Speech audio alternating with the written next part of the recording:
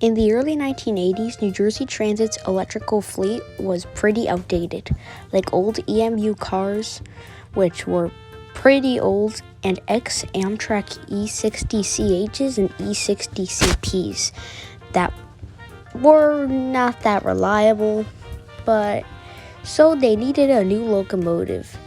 And at the time, Amtrak had made a jackpot with their new AEM-7 electric locomotive recently introduced on the railroad to replace the E60MAs that were still rostered on the railroad, along with the GG1s, which were super old and needed to be replaced. The AEM-7 was a very reliable locomotive on Amtrak and brought in lots of money. Mark then began ordering their own fleet of AEM-7s, with SEPTA following along. New Jersey Transit wanted to buy their own fleet of AEM-7s, but they came too late as EMD stopped making the AEM-7, so they decided to make their own locomotive, thus the ALP-44. These locomotives were built by ABB, or ABB for short. They were based off of two engines, the AEM-7 as a reference model, and the power coming from the famous Swedish RC-7, which was like the RC-4, which is what the AEM-7 was based after, but a bit more powerful. So they wanted the ALP-44 to be a more powerful version of the AEM-7 electric. When ABB built the ALP-44s for New Jersey Transit, they built three different types of ALP-44s.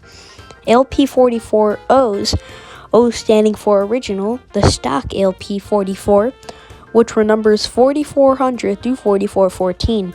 These were ALP-44Os. They also made ALP-44Es, E standing for extended, which were a bit bigger and other extensions possible.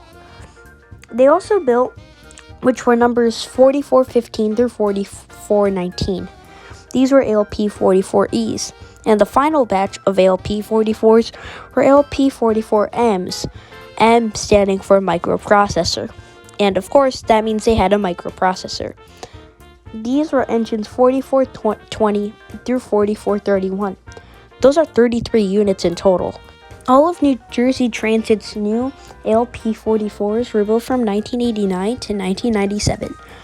They had a width of 10 feet, 5 and 9/16 inches, a height of 14 feet, 8.5 inches, they weighed 207,000 pounds. And the first run of the ALP-44Os, I'm speculating, was in 1990. Now that NJT got the final batch of ALP-44s, they were finally able to retire the E60s by 1998. SEPTA got their own ALP-44, an ALP-44M, number 2308. Speaking of SEPTA, go to Thunderbolt 1000 Series Productions Engines of SEPTA, the ALP-44, if you want to learn more about SEPTA's engines. And also, just for you guys to know, most of the information from this video was from his video. So thanks a lot, Thunderbolt 1000 Series Productions, for information. If you want to learn more about the AEM-7 on Amtrak or SEPTA, check out both of their channels and look up the AEM-7. You can either look up Engines of Amtrak or Engines of SEPTA. I recommend both for different information on both railroads. The ALP-44s were successful on New Jersey Transit, but as they hit their 20-year-old mark, they needed to be replaced. So NJT placed an order for new ALP-46 locomotives built by Bombardier. I don't know how to say that, so if I pronounced it wrong, I am sorry. They were built from 2009 through 2011. There were two different types, ALP-46s, the original ones, and ALP-46As. These were two different types of ALP-46s. You'll learn more about those next time. Since the final fleet of ALP-46As came into service, the final run of the ALP-44s was made in 2012.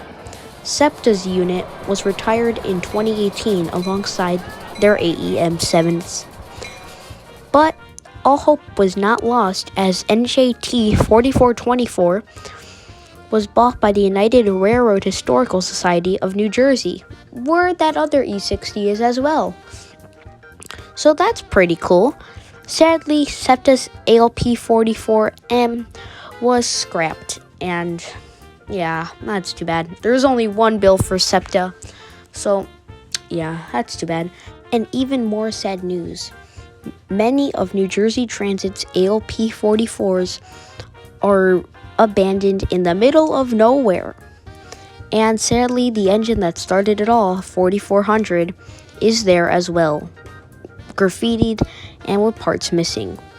And the the thing that started it off for the ALP-44Es, 4415, is there too. And the final batch, 4420 for the ALP-44Ms, is there as well, all in the same state. Thankfully, 4424 has been preserved, and there are a couple other NJT ALP-44s in storage.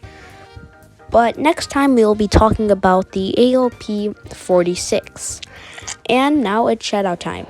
Shoutouts to the Philly Buff, DJ Hammers Trains, Rail Scraps, Trains and Travel, Baltimore and Ohio Railroad, Captain Ace, Tony and Tony V, Fan Railer, Holden Mike Productions, DJ L Rail Productions, NJT 5140, EMK 623 for the videos, and thanks a lot to Thunderbolt 1000 Series Productions and Amtrak Guy 365 for the inspiration of this series. I will see you when we talk about the ALP-46.